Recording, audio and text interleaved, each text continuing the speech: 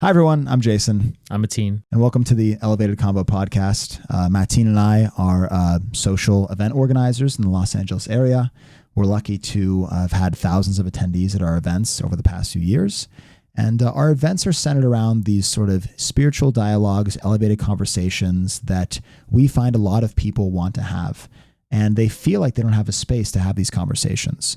So at these events, we've talked to dozens of people individually, one-on-one over the past few years, and they all seem to have similar questions, which is why we started this podcast. We want to have these discussions and open it up to a wider community where we can all discuss topics that we're interested in together and through a spiritual lens. So we answer listener questions on the show, and today we have a question from my friend Sophia.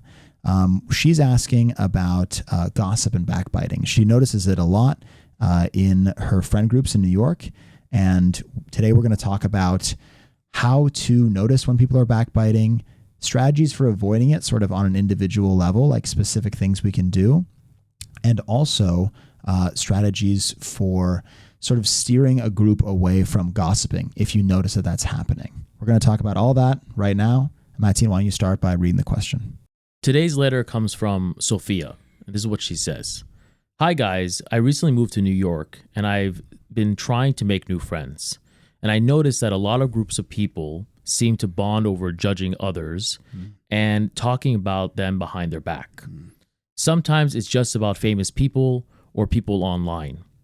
But it also sometimes is directed at people we know. When we're all hanging out and one person leaves, immediately everyone else starts talking about them, which makes me wonder, what are they talking about when I'm not there? Yeah. As I've stayed in this group longer, I've noticed that the gossiping causes issues, and yet everyone just says it's harmless chatter. Any suggestions on how I should handle this? Yeah, I mean, this is a tough one. I feel like Sophia is certainly not alone in feeling this way. I don't know what your experience is, but it seems like backbiting is so common.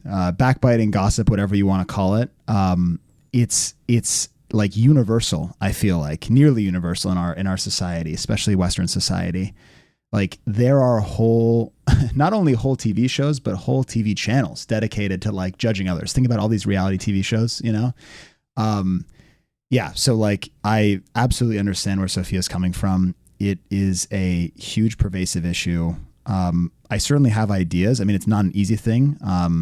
But yeah, I mean, what do you think? I mean, it just came out that Peacock just gave its ratings out that Love Island USA was the #1 rated show on their entire network. Wow. And I don't know, that kind of tells me a story of people like sitting in with their group of friends, wherever they are, at a bar, at their home, and just judging others. Yeah.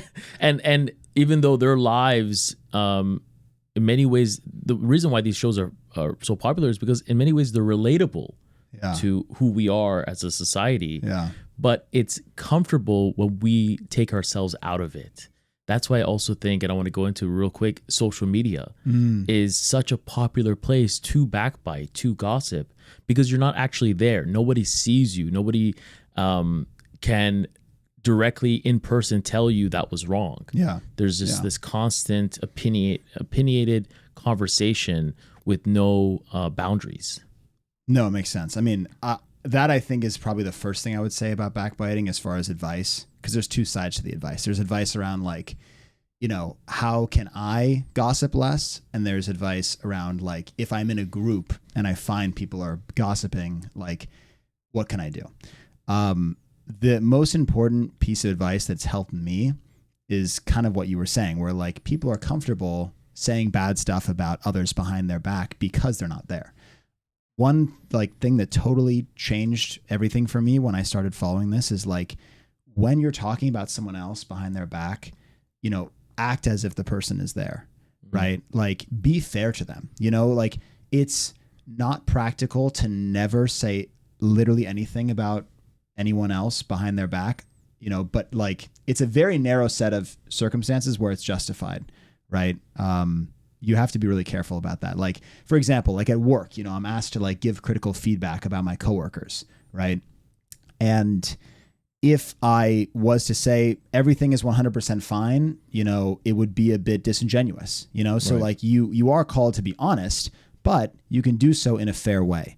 You can do so like you don't want to sort of let yourself or your sort of passions bubble up and like, you know, like when I'm thinking about, I don't know, things my coworkers can improve on, sometimes I'm like, oh, that person did something really, but like I have to sort of quell that part of me, you know, like act as if they're there with me and say, yeah, you know, like one time they did, you know, they were kind of unresponsive during a project. They didn't give me as much support as they could, but eventually blah, blah, blah. Or maybe there is no but. Maybe, you know, you just sort of do it in a fair way. That really helped me. Like thinking that someone else is in the room while you're saying something about them, and also just being very selective about which situations you do choose to talk critically about others, because there are some situations where it's justified, but it's very few. And we have to be careful about that, I think. I think we're also in a society that we like to overshare. Also, what is given to us in confidence and what isn't, I think it is what we need to figure out here. And almost like exactly how you said it, as if the person is standing right there. Now, I've also heard a similar thing of like, I had a friend that like messaged me in a similar story and said, well, we as a group probably would have said the same things if that person was sitting there as well. Right. So like, you know, on top of that, that's an interesting take on things, because then you're like, well, that person is there, you're still going to talk bad about them. Yeah, that's fair. Yeah. But that just shows that it's the understanding of our society of oversharing and just being comfortable by making other people uncomfortable. Yeah, I also think that as a society, we're very comfortable with judging others. So like along this line of like tips for ourselves, like how to backbite or gossip less just for ourselves. Another thing that really helps me, we've talked about it before, is this idea of like, you have no idea what someone's going through. You know, it's like the classic example I give to people is if you're like driving down the highway and someone comes and cuts you off, you know, like you could think, oh my gosh, that person like is horrible. They have no respect for others. They didn't even see me. They don't even care. They're just, you know, like breezing right by me. Right. You know, what a fill in the blank. But you have no idea what that person's going through. Maybe they're like on the way to the hospital. You know, maybe they have their like pregnant wife in the passenger seat, and I don't know. I mean, you have no idea. You know, I mean, or it could be less extreme than that. Maybe they just had like a really, really bad day, or they're really stressed out about something, and they honestly just didn't even see you. You know, it's easy for us to judge others, and I think with that comes what you're talking about, which is why people are so comfortable, even if someone's in the room, you know, talking smack on them or saying whatever. But we really don't know what people are going through. And I can't count the number of times where I thought something about someone. I'm like, oh, like, I can't believe they did that, you know, like judging them. And then I find out more information. I'm like, oh my gosh, I had no idea they were actually going through this when that happened. And I feel so bad for judging them. And like, you know, that's happened to me a handful of times, but I'm sure like if that's happened to me, I don't know, 5-10 times, there's probably like 25 or 40 or 100 like other times where I was judging someone and I didn't find out the whole truth. So I feel like assuming the best of people it's not an easy thing to do, but it does help, at least with me, as far as like not judging people and not backbiting. I think there's also more to it than all of this, because breaking down even more, what makes us want to backbite? Because there has to be this, we said comfortable, but like this ease that it gives us. Because for me, at least, because I'm not a perfect human being, nor is any person here on this planet, we all backbite, we all gossip, even if we don't, there's different levels of it. Yeah. Maybe one can really hurt somebody and one can sort of gets blown in the wind. But this idea of that, does it make us feel good, or really does it not make us feel that great? Because when I backbite, it affects me later. It makes me feel like weaker inside. It boosts my ego, right? My ego feels great. I feel like I'm part of the group. I feel like I'm popular and all these types of material things. But when I think of the person that I want to be and the person that I promised myself to be. I wake up every morning and I say I want to be the better version that I was than the day before. Does this help that, or does it really, 2 steps forward, 3 steps back type of attitude? Totally. What do you think of that? Yeah, I mean, I'm glad you brought up this idea of ego in the self, right? A lot of religions, a lot of spiritual traditions, have this concept of ego or self. And honestly, like me and Mateen are all about trying to find sort of common threads through different religious traditions. Like, I would say a lot of religions could be summed up, at least partially. Their dogma, their traditions all center around sort of like quelling or quenching the self within us, those sort of like lower nature desires, greed, jealousy, lust, all those things, and instead nurturing the divine qualities within us. Right. So it's a lot of religions, whether it's Buddhism, Hinduism, Islam, you certainly see it, Christianity as well. A lot of verses, a lot of scripture talks about this idea of putting aside, our sort of selfish desires, our internal desires, and instead prioritizing the desires of the divine, the creator, God.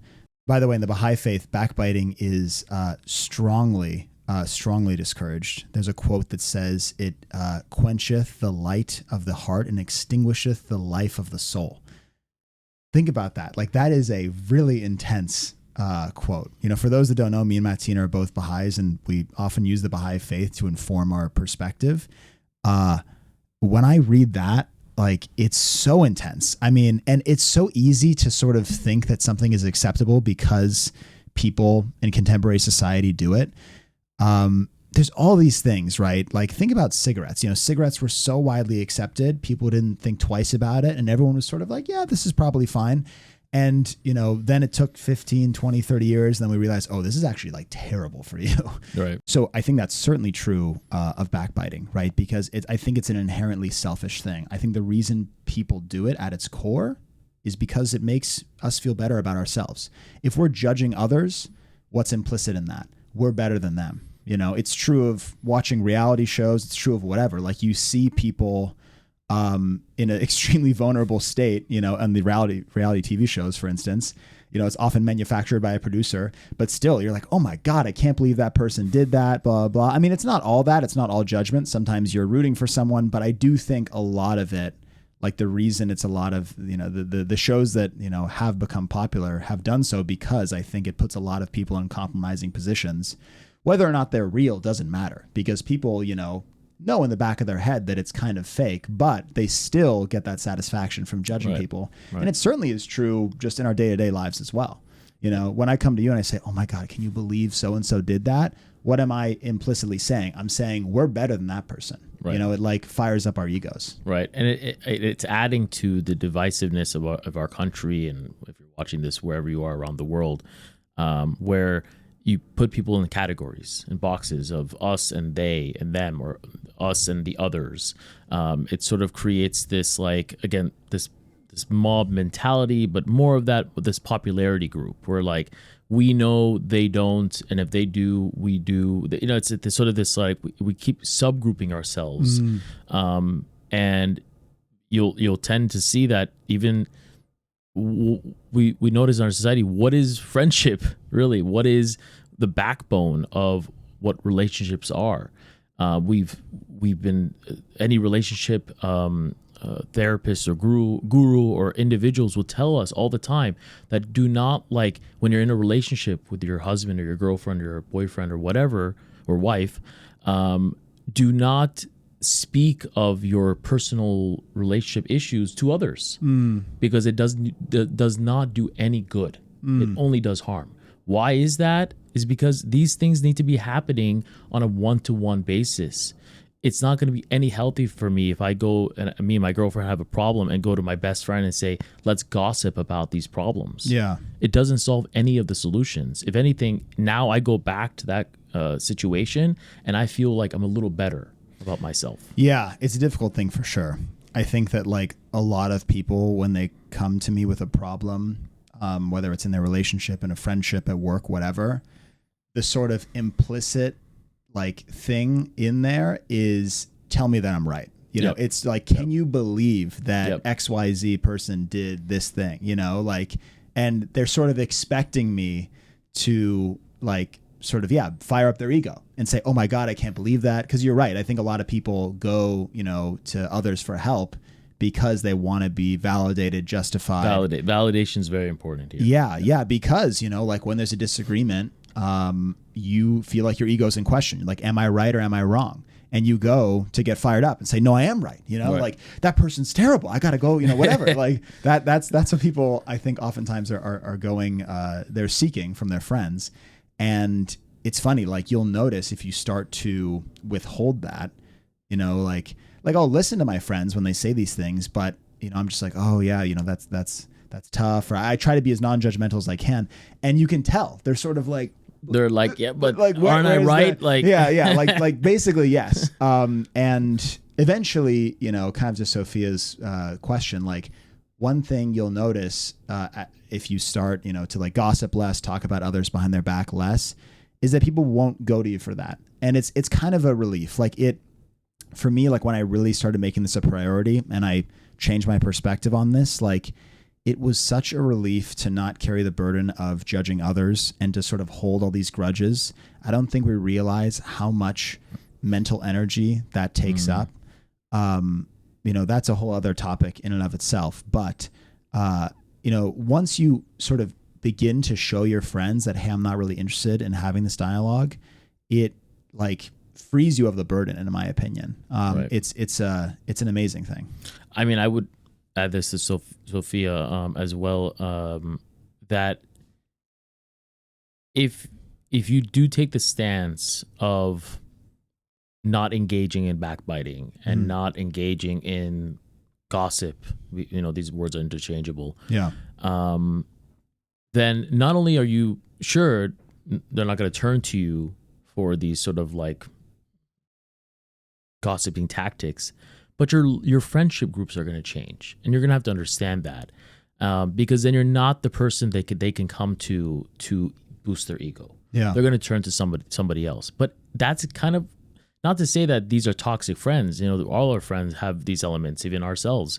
But it's sort of to limit that level of like, am I going to get an ego high every time I'm with my friends because we talk about somebody else?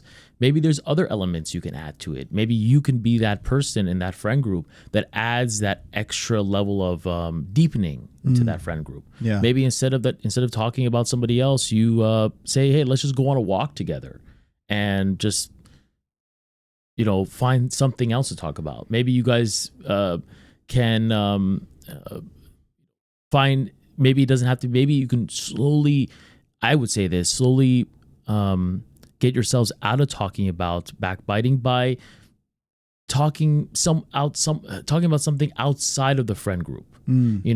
Slowly transition yourself out of it. It's gonna be very hard. It's like telling an alcoholic they need to stop drinking alcohol. Some it's people are addicted. Extremely difficult to just say, I'm just gonna quit right now. But I would say transition yourself out of it. Be that friend.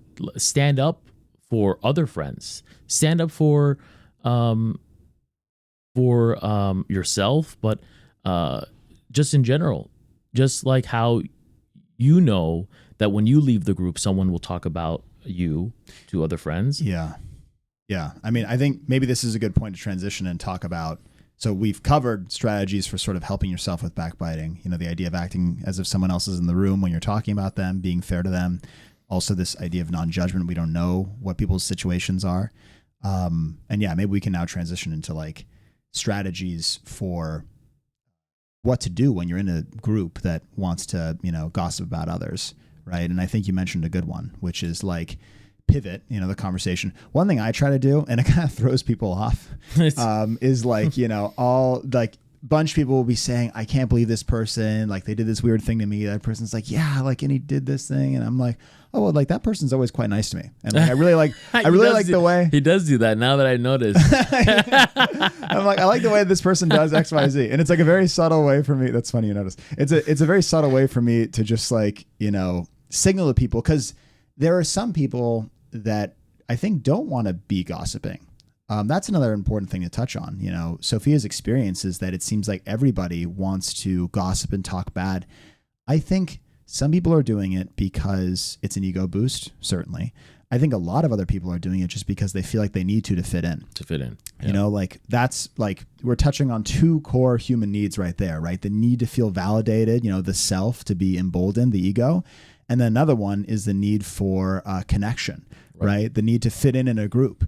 And maybe the reason why gossiping is so pervasive throughout our society now, but also throughout history. Like you go to these religions, you know, like the Bible talks about it, you know, like it's over 2,000, 3,000 years old, you know, these issues we're dealing with. And we're still dealing with it now. Of course. Yeah. I mean, it's just natural to human nature because human nature centers around validating the self and feeling included in a group. So my point is that when you sort of signal to the group that you're not interested in the gossip or the, you know, backbiting, whatever you want to call it, I think that some people in that group sort of become aware, like it's a signal to them that like, hey, we don't have to do this if you don't want to. Some people do. Some people are actively trying to steer the conversation in that direction. But I think others as well are like, oh, wow, like Sophia actually doesn't want to talk about this. And I respect that about her. And, you know, it's a sort of signal to me that like, I don't have to do this to fit in. Like that's not what this group necessarily stands for. I agree. Yeah. Again, you have to be the leader in the group. In many situations, just because it's so pervasive, right? Yeah. And it's not just backbiting, but it's there's other topics that we could always talk about. Even like manifesting prayer and all these different things. Like you need to be the leader. You need to provide these solutions to people that people don't know about. Part of it is they're not looking for it. They're comfortable with their life. They like the way things are going, and they don't want someone to come and tell them what to do. Especially since this happens. Especially since majority of us know what we're doing is wrong. We know backbiting, gossiping is not right, and we don't like when someone, like a parent, comes to us, like a lecturer, like a therapist coming to us. You can't do that because it's bad. Well, that group of people may say, well, you're making us feel bad. We're gonna just exit you from the group. Yeah, but that's almost like the best gift they could have given you, because it doesn't help you in any way whatsoever. And it only makes you feel not as great, because now you're wondering, what are they saying about me? Yeah. I mean, I think, to your point, like it's important to be gentle with the way that you go about it, because if you sort of like find aggression or conflict in your group in the form of backbiting, and you sort of like counter that or react to that with more aggression or conflict, basically saying, hey, like guys, like, I mean, it depends on the group, but I think that a lot of, I'm just sort of picturing Sophia's friend group in my head, like what she's probably talking about, if you sort of go to people and are very strongly like, hey, don't do this, especially if it's a group that's prone to backbiting, they probably will be talking about you behind your back. And they're gonna be like, can you believe that she said that to us? But instead, if you just sort of like demonstrate that love attitude first and just say, hey, I really enjoy this person that you guys are talking about. Like they've always been really nice to me. I like this quality about them, whatever it may be. Like when you leave, or they're gonna be like, oh, can you believe Sophia? She was so kind and loving to that person. Loving to that. Messed up, wow, yeah. It kind of short circuits the whole thing. I think like there's this downward spiral. A lot of individuals, groups, relationships, everything find themselves in, which is like when aggression or conflict comes up, if you meet it with more aggression or conflict, it just begets more and more and more, and it downward spirals until someone gets kicked out of the group, someone's friends, the feelings get hurt, like you name it. But it's such a short circuit to, take that aggression and meet it with love. It's not an easy thing to do, but like I said, I think that you'll be surprised. I think the reason we're making this show in general, like we've had all these conversations with people who are interested in these sort of higher level discussions. They want to better themselves. It's so easy, I think, to fall into the trap of, oh, everyone's like this. Everyone wants to backbite. I may as well just do it. You mentioned like manifestation, prayer, meditation, all these things where it's like, oh, like, I don't know if people are really interested in these like spiritual concepts, but our experience from talking with like hundreds, thousands of people in LA over the years is that it's more common than you think. Right. And the same thing is true of backbiting. I think that when you sort of begin to signal that you're not interested, you might be surprised at the reaction of the group. Right. And it's like, an analogy here is like, a fire is burning, and like your group, your friend group, they're talking, everybody's talking. Why not just add more fuel to the fire? And make it burn more, because the bigger the monstrosity of the fire is, the better you feel, the more the separation you have from that person that they're talking about. The moment you take the oxygen out of it, and you remove all the gas on the fire, all of a sudden the fire just gets extinguished. And just like that. So it's like this idea of, if I do it, they're gonna ignore me. You're gonna create an earthquake by Jason coming in and saying, well, actually, I think that individual is actually a good person. I really do like hanging out with that person. It suddenly extinguishes the fire. Yeah. Because you don't have anything to build on. The building blocks have fallen down. Yeah. You have to start back over. And now you're like, oh, are we doing this because it's our job, or are we doing this because we enjoy it? And you realize you don't really enjoy it anymore, because someone in the group is not happy with the situation. Yeah. I mean, there's so many sort of hidden things that are happening in these conversations, especially with friends. Like, and you'll notice it, especially if you pay attention. Like, you'll all be hanging out and someone brings up, I don't know, someone's name. Right. And you can tell there's kind of like this subtext there. And then another person's like, oh yeah, that person. Yes. And like there's like a little subtext, and basically everyone's sort of like, are we gonna do this? Are we ready to do this? You know? And like that's how it happens. Like next thing you know, I mean, like you can find, like groups can find themselves getting sort of carried away by this current. Like, and next thing you know, you're saying all these horrible things. Some of it may not even be true. Like it's just like the momentum sort of carries the group. But if you short circuit it, you know, you might be surprised by the results. And I think a few things to clarify here, like, you know, if there is a good quality about that person that you can think of, you know, you should certainly highlight it. Like, I don't think you should necessarily like make stuff up or lie. You know, like you don't want to sort of make something up that's not true, but you know, pretty much everyone has one or two good qualities, you know, that you can find easily if you pay attention. I mean, there's obviously a lot more, but one or two that come to the surface, and you can highlight that.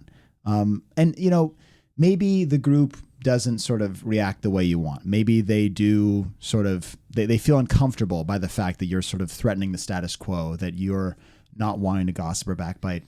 Maybe that means that the group's not for you. You know, it could be as simple as that. Right. Yeah. That could be it. I mean, we've seen a lot of toxic friendships. When we say toxic, again, it doesn't mean that it's end all be all, that you have to sort of end it where it is. There's some growth that can definitely happen. You're part of the group because you are a unique individual. You're adding something very beautiful attributes to the group, and so if you weren't, then you would have never been part of the group. And so you're a friend in that group because they respect you and they respect your opinions, and just like how you should respect all your other friends. If you say something that sort of stands out, they're going to listen to it. They may not like it. It may take them a few weeks or maybe even a few months to really understand it, but they're going to respect you because they're going to say, next time I have a problem or next time I have a situation, I can go to that friend. I can go to Sophia and she won't just rat it out to everyone she knows. It sort of builds this level of deeper respect between your friend group that will blossom for many, many years. That's a great point. You know, I think a lot of people nowadays, when it comes to self-improvement, having better character, you know, morals, whatever you want to call it, a lot of people talk the talk. I mean, in general, there's such an abundance of talk, you know, people telling you to do this, do that. And I recognize that, you know, we're part of that. But I think what's really powerful and what people respect is walking the walk. Like if you, like there's nothing more powerful in today's society than seeing someone demonstrate their morals, their values, and realizing that they mean what they say. Because it's one thing to say, you know, hey, like you should do this, you should do that. But to see someone in like a non-judgmental way, just say, hey, these are my values, I'm sticking to them. It's such a powerful thing. And like Mateen says, it builds a level of trust and respect. And I think you'll find that if you practice this non-judgment, then people are way more likely to come to you for advice, for help, because it's so sad to think that there's people out there in friend groups that they can't really go to anyone about their problems because they know the friend group gossips so much that if they are vulnerable to someone and say, hey, I've really been struggling with this, that person's going to turn around and go, can you believe that she told me that this is what's going on? Like how sad, how pathetic, whatever. Like, I don't know what people say, but it's so tragic. And if you can instead be that beacon in your friend group, you differentiate yourself and you show people what you stand for. Or another way to go around this is just go to your friend group, find the ones that are talking bad, and just slap them. I'm just kidding. A direct approach. Yeah, direct violent approach. Yeah, I don't know about they'll change it. No, I'm just kidding. Don't do that. Don't do that. But it adds this. Of course, what Jason is saying is what we all hope to be. Again, we don't live in a perfect world, but can we? Yeah, we're certainly not perfect either. But can we envision a perfect world? And that's, I think, what we all should strive to be. Not every conversation is going to be perfect. Not every conversation is going to be the way we want it to go. Maybe the moment you say, guys, no backbiting, 5 seconds later, it's going to go right back into it. Yeah. But you did your part. And you also, what's really important here is that you didn't add to it. By separating yourself out of this, maybe your friends continue talking about it. And maybe you do feel a little bit left out. But it's going to grow. It just like how toxic positivity, not toxic positivity, positivity does grow. Light does become brighter. It doesn't become darkness. When there's a bit of hope in the world, hope is very contagious. It's true. And if I see someone else in the group is standing out, being a leader, wanting to make good, if this was me, I would feel like, why wasn't that me? Why didn't I be the first one to stand out? And so I immediately would want to, and maybe that's just who I am as a person. I'm a people pleaser, and I want to make sure people are satisfied and happy. Others are not like this. They've been hurt in this world. Maybe they've been hurt by friends and maybe even family members that spoke about them directly to them and behind their back. So this is sort of a revenge or a vengeance sort of ploy that they're going at. But we need to break that cycle. It needs to be broken somewhere. If it's not broken, then it's going to continue and only get worse. I agree. And I think that, like, we all want to better the society. I mean, we want to better ourselves. We want to better our community, our society. And this question, Sophia asked, like, I really think touches on a larger issue, which is like, it may seem quite low stakes. It may seem like, oh, I just want to sort of find better friends. I want to be less uncomfortable when I'm making friends. But really, it is quite profound. I mean, if you set an example to these, people, this friend group of 5, 10, 20 people, maybe some people will respond poorly to it, but others will be perhaps inspired. They'll be like, wow, that really is a interesting thing she's doing. I've never really met a girl that's doing that. That's, sticking up for other people. Right. Everyone's just so quick to gossip and dive into it.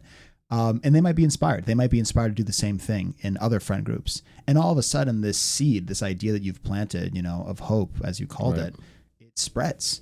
And it's really a beautiful thing. So I'm glad that Sophia wrote in and asked this question, because it seems like a simple thing. And a lot of these things, a lot of these topics we want to talk about on the podcast seem simple and even, innocuous or low stakes. But when you zoom out, it really is important to take a stand. And it's so easy to fall into the currents of society, get swept up in them. But taking a stand it's such a rare thing nowadays in terms of gossiping, for sure. I mean, everyone does it. But it's so impactful. Yeah, just think about how try the opposite. We've seen how there's a quote by Maya Angelou, and I don't know the entirety of it, but the essence of it is people remember how you make them feel. It's not what you say to them, it's not what you do to them, it's how you make them feel. And if you can make them feel they're human, like they're listened to, that they're in the room with you, then that will be an unforgettable experience for them and will come back.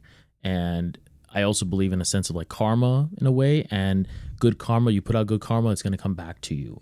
And so if you can just provide that hope, provide that sense of love and that courage to break out from the zone, I bet there'll be good things in store for you.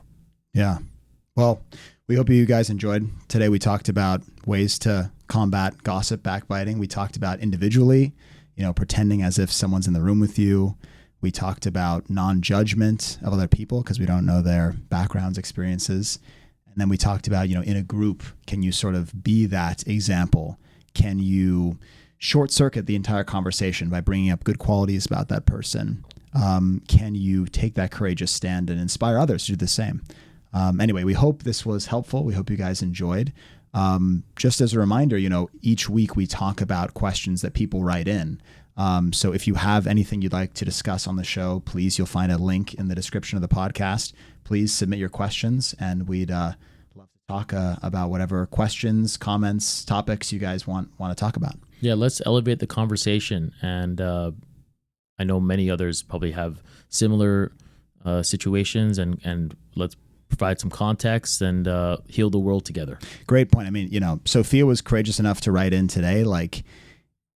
I'm sure that everyone listening to this found some part of this relatable. We all deal with backbiting. We all deal with gossip. So if you have something in your head that you're thinking about, I'm sure that other people's are thinking about and asking that question as well. That's frankly why we started this podcast, because we had so many conversations with people around LA that were so similar. And we felt like there was more people that wanted to have these conversations, which is why we're glad you're here. Anyway, thanks so much for listening, and we'll see you next time. Thank you. Bye.